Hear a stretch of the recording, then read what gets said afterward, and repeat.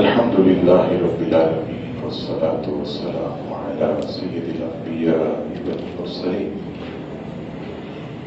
أما بعد فأعوذ بالله من الشيطان الرجيم بسم الله الرحمن الرحيم تفسیر قرآن کے حوالے سے ہمارا سلسلہ جاری و ساری ہے۔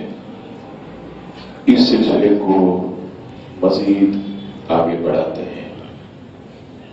ارشاد باری تعالیٰ ہوا یا ایھا الذین آمنوا لا تحرموا طیبات ما احل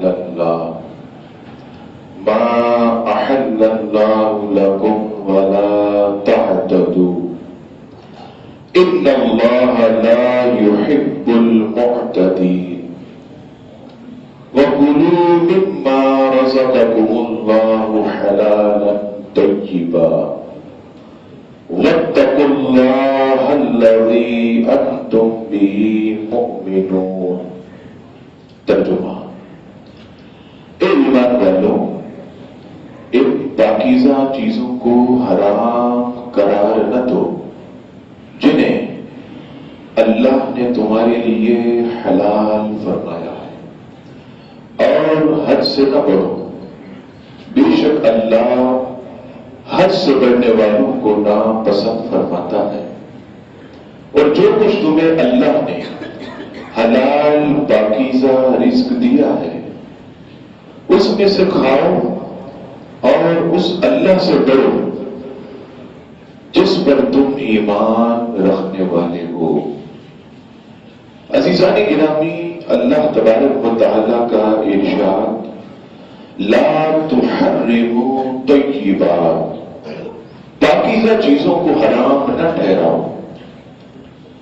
امام قرطبی تفسیر قرطبی میں فرماتے ہیں کہ اس آیت کا شان نزول یہ ہے کہ صحابہ کرام علیہ رضوان کی ایک جماعت نبی پاک علیہ السلام کا واعظ سن کر ایک روز حضرت عثمان بن مظعون رضی اللہ تعالیٰ عنہ کے ہاں جمع ہوئے اور انہوں نے آپس میں ترک دنیا کا عہد کیا، یعنی اب ہم دنیا کو چھوڑ دیں گے، اور اس پر اتفاق کیا کہ وہ ٹاپ پہنیں گے، ہمیشہ دن میں روزے رکھیں گے اور ساری رات عبادت الہی میں گزارا کریں گے، بستر پر نہ لیٹیں گے، گوشت اور چکنائی نہ کھائیں گے، اور عورتوں سے جدا رہیں گے، نیز خوشبو نہ لگائیں گے۔ اس پر یہ آیت مبارکہ نازل ہوئی اور انہیں اس ارادے سے روکا گیا۔ یعنی کیا مطلب کہ نبی پاک علیہ السلام کی احادیث میں ہمیں کئی مقامات پر یہ حکم ملتا ہے کہ عبادات کے اندر اعتدال رکھو۔ یعنی کیا مطلب کہ صرف اور صرف تمہارا کام یہ نہیں کہ تم دن میں روزے رکھو، رات کو اللہ تعالیٰ کی عبادت کرو، اس کی تسبیح و تحلیل میں ہر وقت اپنا گزارو، بیوی کے قریب مت جاؤ، بچوں پر شفقت نہ کرو، دنیا کو چھوڑ کر صرف مسجد کا کونا پکڑ لو، نہیں، بلکہ نبی پاک صلی اللہ تعالی علیہ وسلم کی احادیث میں جو ثبوت ملتا ہے وہ یہ ملتا ہے کہ ہر چیز کا مسلمانوں پر حق ہے۔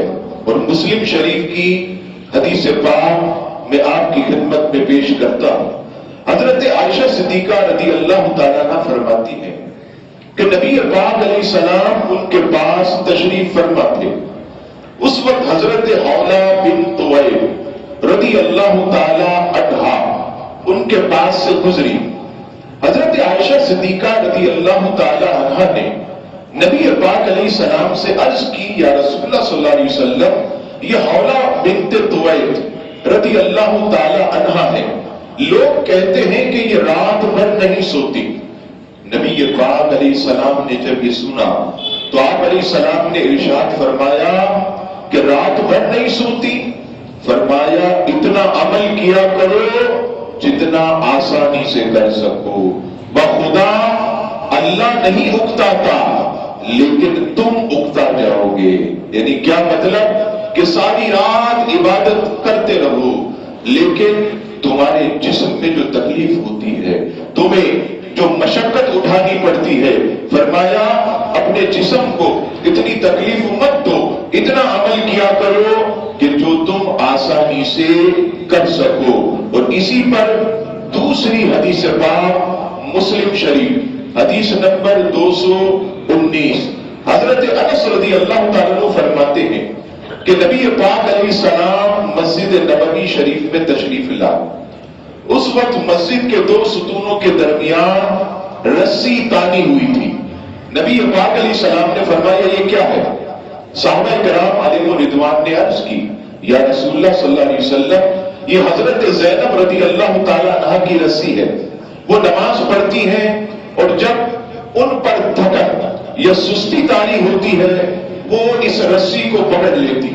نبی پاک علیہ السلام نے یہ سن کر ارشاد فرمایا اس رسی کو کھول دو, تم میں سے ہر شخص اس وقت تک نماز پڑھے جب تک وہ آسانی سے نماز پڑھ سکے, اور جب اس پر تھکن اور سستی طاری ہو تو فرمایا بیٹھ جایا کرے. یعنی کیا مطلب کہ اگر کوئی شخص قرآن مجید کی تلاوت کرتا ہے, آپ نے دیکھا ہوگا جب 15-20 منٹ آدھا گھنٹہ گزرتا ہے تو عزیزان گرامی ایک سستی طاری ہو جاتی ہے, لیکن بعض لوگ آپ نے دیکھا پھر بھی قرآن مجید کی تلاوت جاری رکھتے ہیں. پھر کیا ہوتا ہے, خشوع و خضوع باقی نہیں رہتا, وہ لذت, وہ چاشنی, وہ حلاوت وہ تلاوت میں محسوس نہیں ہوتی, کیونکہ سستی کا غلبہ ہوتا ہے, اس کے اندر تھکاوٹ کا غلبہ ہوتا ہے, کمر کی تکلیف کا غلبہ ہوتا ہے. فرمایا کہ اتنی عبادت کرو کہ تمہارے اندر خشوع و خضوع ہو, تمہارے اندر جذبہ پیدا ہو. اگر تمہارے اندر اکتاہٹ پیدا ہو جائے, اگر کتاب کا مطالعہ کر رہے ہو کتاب بند کر دو, اگر تمہارے اندر سستی پیدا ہو درود و سلام پڑھ رہے ہو درود پڑھنا روک دو, اگر تم جو ہے اپنے اندر تھکاوٹ محسوس کر رہے ہو تو نوافل پڑھنا ترک کر دو. اب جو ہے تم اپنے جسم کو جو ہے وہ آرام دو. اور اللہ اکبر. اسی طرح کی ایک دوسری حدیث پاک جو کہ مسلم شریف کی حدیث پاک ہے, اللہ اکبر, حضرت عبداللہ بن عمرو بن العاص رضی اللہ تعالیٰ عنہ فرماتے ہیں کہ میں ہمیشہ روزے رکھتا ہوں, میری عادت تھی, ہمیشہ روزے رکھتا تھا اور ہر رات قرآن مجید فرقان حمید کی تلاوت کرتا تھا. نبی پاک علیہ السلام کے سامنے میرا ذکر کیا گیا تو نبی پاک علیہ السلام نے مجھے بلوایا, فرمایا بلا حضرت عبداللہ بن عمرو بن العاص کو. آپ عرض کرتے کہ میں نبی پاک علیہ السلام کی خدمت میں حاضر ہوا. نبی پاک علیہ السلام نے مجھ سے فرمایا اے عبداللہ بن عمرو بن العاص, مجھے یہ خبر ملی ہے کہ تم ہمیشہ روزے رکھتے اور قرآن مجید کی ہر رات تلاوت کرتے ہو. میں نے عرض کی یا رسول اللہ صلی اللہ علیہ وسلم جی ہاں میں ایسا ہی کرتا ہوں. نبی پاک علیہ السلام نے یہ سن کر فرمایا کہ تمہارے لیے یہ کافی ہے کہ تم مہینے میں 3 دن روزے رکھ لیا, یعنی پورے اسلامی مہینے میں تم 3 دن روزے رکھ لیا کرو. حضرت عبداللہ بن عمرو بن العاص رضی اللہ تعالیٰ عنہ عرض کرتے ہیں کہ یا رسول اللہ صلی اللہ علیہ وسلم میں تو اس سے افضل کی طاقت رکھتا ہوں. تو نبی پاک علیہ السلام نے ارشاد فرمایا تمہاری بیوی کا بھی تم پر حق ہے, تمہارے مہمان کا بھی تم پر حق ہے, تمہارے جسم کا بھی تم پر حق ہے. تم اللہ کے نبی حضرت داؤد علیہ السلام کی طرح روزے رکھا کرو. حضرت عبداللہ عرض کرتے یا رسول اللہ صلی اللہ علیہ وسلم اللہ کے نبی حضرت داؤد علیہ السلام کیسے روزے رکھتے؟ تو آپ علیہ السلام نے ارشاد فرمایا کہ حضرت داؤد علیہ السلام ایک دن روزہ رکھتے, ایک دن روزہ نہ رکھتے, پھر ایک دن روزہ رکھتے, پھر ایک دن روزہ نہ رکھتے. تم حضرت داؤد علیہ السلام کی طرح ایک دن روزہ رکھا کرو, ایک دن افطار کیا کرو. اسی طرح روزانہ پے در پہ تم روزے نہ رکھو. اور فرمایا ہر مہینے میں ایک قرآن مجید ختم کیا کرو. اب حضرت عبداللہ عرض کرتے یا رسول اللہ صلی اللہ علیہ وسلم میں اس سے زیادہ طاقت رکھتا ہوں. تو آپ علیہ السلام نے فرمایا پھر 20 دن کے لیا کرو. پھر عرض کرتے یا رسول اللہ صلی اللہ علیہ وسلم میں اس سے زیادہ طاقت رکھتا ہوں. تو آپ علیہ السلام نے ارشاد فرمایا پھر 10 دن میں ایک قرآن مجید ختم کر لو. میں نے عرض کی میں اس سے بھی زیادہ طاقت رکھتا ہوں. تو آپ علیہ السلام نے فرمایا پھر ایک کام کرو کہ تم 7 دن میں ایک قرآن مجید فرقان حمید ختم کر لو اور اس سے زیادہ اپنے آپ کو مشقت میں نہ ڈالو، کیونکہ تمہاری بیوی کا بھی تم پر حق ہے، تمہارے مہمان کا بھی تم پر حق ہے، اور تم پر حق ہے تمہارے جسم کا بھی تم پر حق ہے. عزیزان گرامی، مجھے وہ حوالہ یاد نہیں آ رہا کہ ایک صحابیہ رضی اللہ تعالیٰ عنہا نبی پاک علیہ السلام کی بارگاہ میں حاضر ہوئی. عرض کرتی ہے یا رسول اللہ صلی اللہ علیہ وسلم میرا شوہر جو ہے یہ آپ کی مجلس میں بیٹھتا ہے. اس نے کیا کیا کہ وہ رات کو عبادت میں لگا ہوتا، مجھے وقت نہیں دیتا. یا رسول اللہ صلی اللہ علیہ وسلم دن میں وہ روزے رکھتا ہے اور مجھے وقت نہیں دیتا. نبی پاک علیہ السلام نے فرمایا اس کو میرے پاس بھیجنا. ان صحابیہ نے اپنے شوہر کو نبی پاک علیہ السلام کی خدمت میں بھیجا.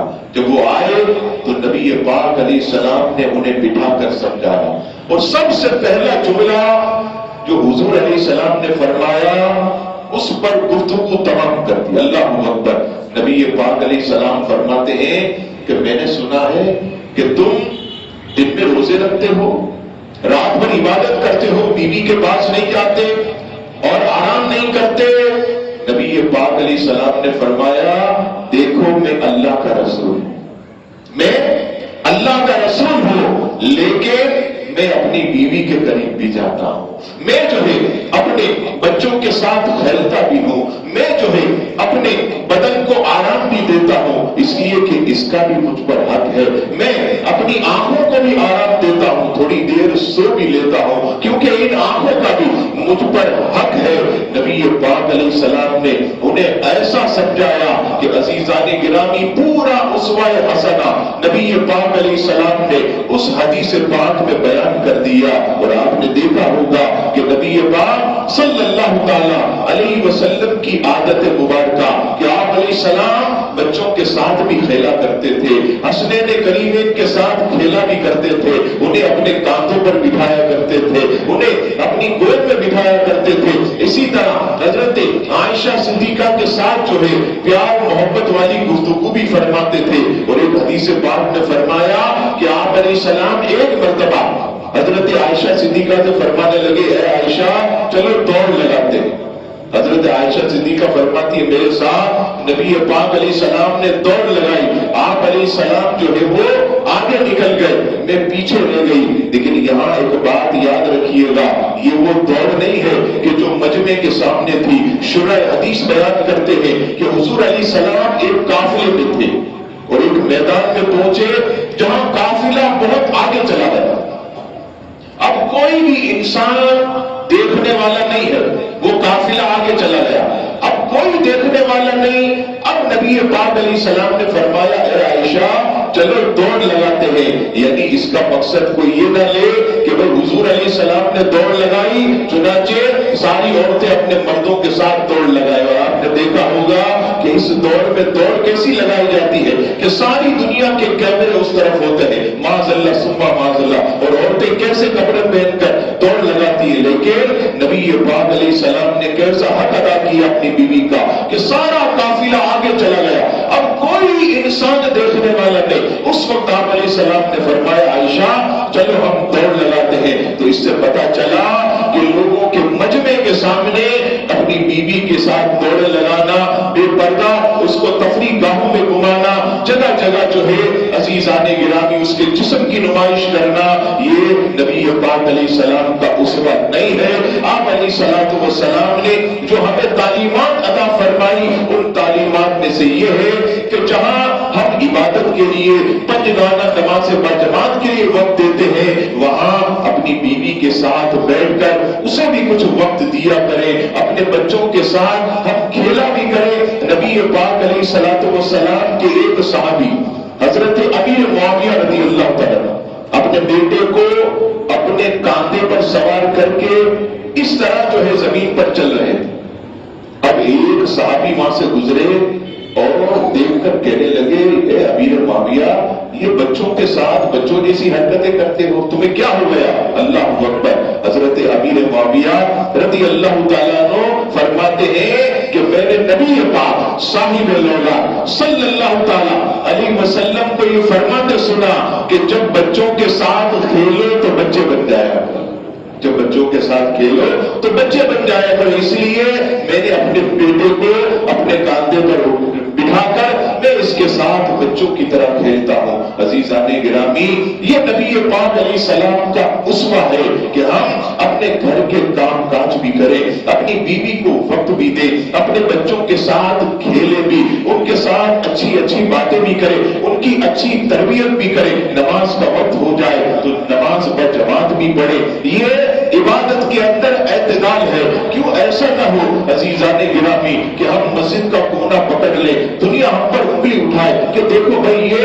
بہت بڑا مولوی بنتا ہے، اپنی بیوی کو تو وقت نہیں دیتا، گھر میں کوئی ساز و سامان نہیں پہنچاتا، اپنے بچوں کا حق ادا نہیں کرتا۔ کیا معاذ اللہ اسلام نے یہ سکھایا ہے کہ تم مسجد میں بیٹھ کر نمازیں پڑھتے رہو، تم تبلیغیں کرتے رہو؟ نہیں نہیں عزیزان گرامی، اسلام نے ہر چیز کا ہمیں حق دیا ہے۔ جب رات آئے ہمیں آرام بھی کرنا چاہیے۔ اور کس نے کیا پیاری بات کی کہ جب تم رات سو تو دو نیتیں کر کے سویا کرو۔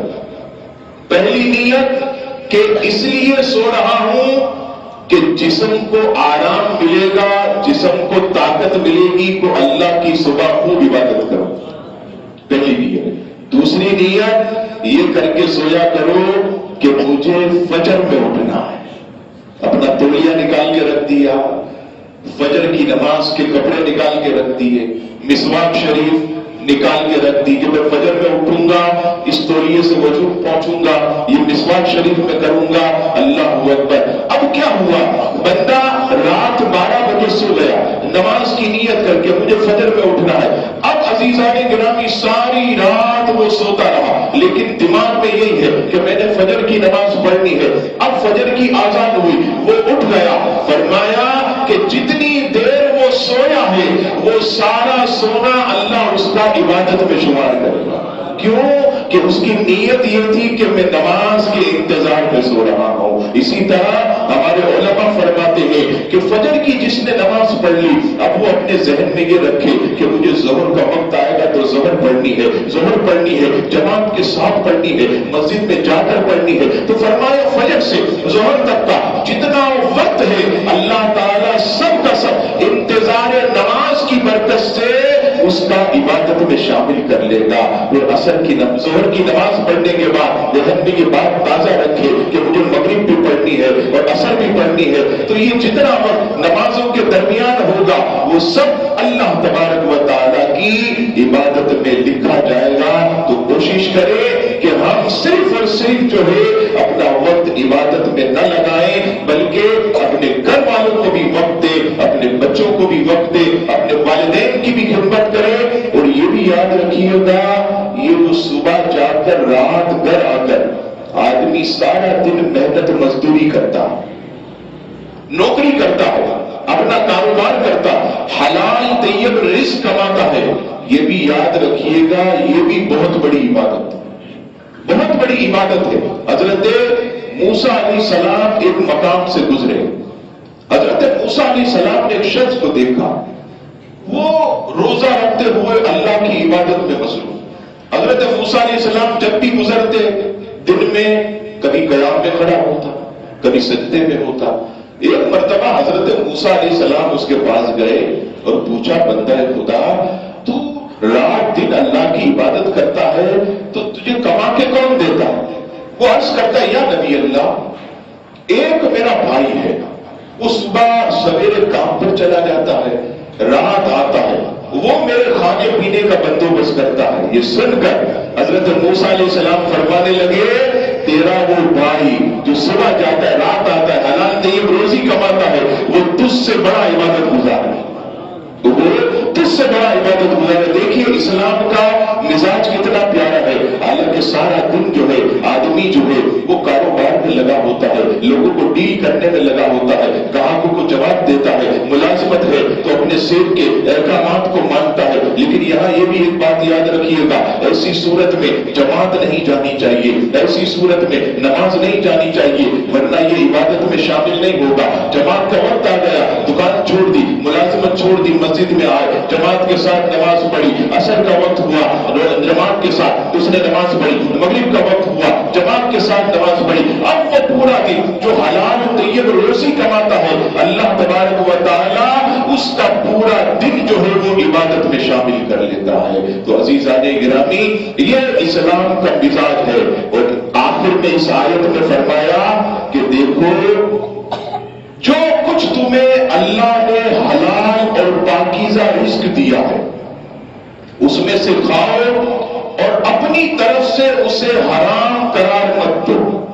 جیسے کہ ایک صحابی نے کہا کہ میں نے دنیا کو ترک کر دیا، اب جو ہے میں اپنی بیوی کے پاس نہیں جاؤں گا، میں چکنائی اور گھی والی چیزیں نہیں کھاؤں گا، بستر کے قریب نہیں جاؤں گا۔ فرمایا کہ نہیں، جو چیز اللہ نے تمہارے لیے حلال قرار دی ہے اپنی طرف سے اسے حرام قرار نہیں دینا چاہیے۔ اس سے یہ بھی پتا چلا کہ بعض ایسے لوگ جن کے پاس علم نہیں ہے، علم کی کمی کی وجہ سے نظر و نیاز جیسی حلال چیز کو اپنی طرف سے حرام قرار دیتے، وہ بھی اللہ کے اس حکم سے عبرت حاصل کریں۔ فرمایا کہ اللہ کی حلال کی ہوئی چیزوں کو حرام مت قرار دو اپنی طرف سے، اور حد سے مت بڑھو۔ وہ حد سے بڑھ کر عزیزان گرامی کبھی نظر و نیاز کو حرام قرار دیتے ہیں۔ کوئی مزار شریف پر حاضری دینے کے لیے جا رہا ہوتا ہے، وہ دیکھتے ہیں اپنی طرف سے اس حلال چیز کو حرام قرار دے دیتے ہیں۔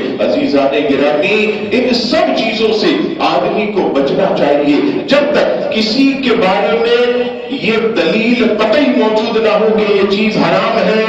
اپنی طرف سے حرام قرار دینا، یہ اللہ فرماتا ہے کہ یہ حد سے آگے بڑھنے والے لوگ ہیں، ان سے بچنا چاہیے۔ اور عزیزان گرامی، یہاں آخری بات سمجھانے کے لیے عرض کروں کہ حلال چیزوں کو ترک کر دینا یہ جائز ہے، حرام نہ سمجھتے ہوئے حلال چیزوں کو ترک کر دینا یہ جائز ہے۔ اس کی مثال میں آپ کو یوں دوں کہ بعض بزرگان دین آپ نے دیکھا ہوگا ٹھنڈا پانی پینا ہے حلال، لیکن وہ ٹھنڈا پانی نہیں پیا کرتے تھے۔ لذیذ غذائیں کھانا ہے حلال، لیکن بعض بزرگان دین اسے نہیں کھایا کرتے تھے، لیکن حرام نہیں کہتے تھے، حرام سمجھ کر اس کے قریب جانے سے نہیں رکتے تھے۔ اچھا، کیوں حلال چیزوں سے پرہیز کرتے تھے؟ اس لیے کہ وہ نفس و شیطان کی شرارتوں سے بچنا چاہتے تھے۔ اب جتنا نفس کو اچھی سے اچھی چیزیں آپ کھلائیں گے، نفس بھولتا جائے گا۔ اس کی مثال آپ کو یوں دوں کہ ایک شخص بیمار ہو گیا، اب جب وہ بیمار ہوا ڈاکٹر کے پاس گیا، ڈاکٹر کہے گا کیا ہوا؟ کہنے لگا ڈاکٹر صاحب بخار ہو گیا۔ ڈاکٹر صاحب کہیں گے یہ دوائی لو، میں لکھ کے دیتا ہوں، لیکن سنو ٹھنڈی اور کھٹی چیزیں مت کھانا، چاول مت کھانا، چٹنی مت کھانا۔ اب کیا ہے، چاول کھانا حرام ہے، چٹنی کھانا حرام، کھٹی چیز کھانا حرام نہیں ہے، لیکن ایک پرہیز ہے کہ چاول کھائے گا بیماری بڑھے گی، کھٹی چیز کھائے گا بیماری بڑھے گی، ہے حلال، لیکن پرہیز کرتے ہوئے وہ حرام نہیں جانتا لیکن بچتا ہے۔ یہی معاملہ ہمارے صوفیاء کرام کا تھا، بزرگان دین کا تھا کہ وہ نفس کی شرارتوں سے بچنے کے لیے لذیذ غذاؤں سے پرہیز کرتے تھے۔ نفس و شیطان کی شرارتوں سے بچنے کے لیے جو نفس مانتا وہ الٹا کرتے، جیسے گرمی کا موسم میں نفس کہتا ٹھنڈا پانی پی لو، بزرگان دین جان بوجھ کر گرم پانی پیتے تھے۔ کیوں کہ آج نفس کو جو دے دیا تو بھول جائے گا، اگر ٹھنڈا پانی مانگ رہا ہے گرم دیا تو نفس جو ہے خود بخود جو ہے وہ سکڑتا جائے گا، سکڑتا جائے گا، ایک وقت آئے گا کہ پھر نفس آدمی کو نہیں چلائے گا بلکہ بندہ نفس کو چلائے گا۔ یہ وقت ایسا آتا ہے۔ تو عزیزان گرامی، اپنی طرف سے کسی حلال چیز کو حرام قرار دینا یہ منع ہے، ناجائز ہے، اور ان چیزوں سے ہم سب کو بچنا چاہیے۔ اللہ تبارک و تعالی ہم سب کو نبی پاک علیہ السلام کی سیرت پر عمل کرنے کی توفیق عطا فرمائے۔ وما علینا الا البلاغ المبین۔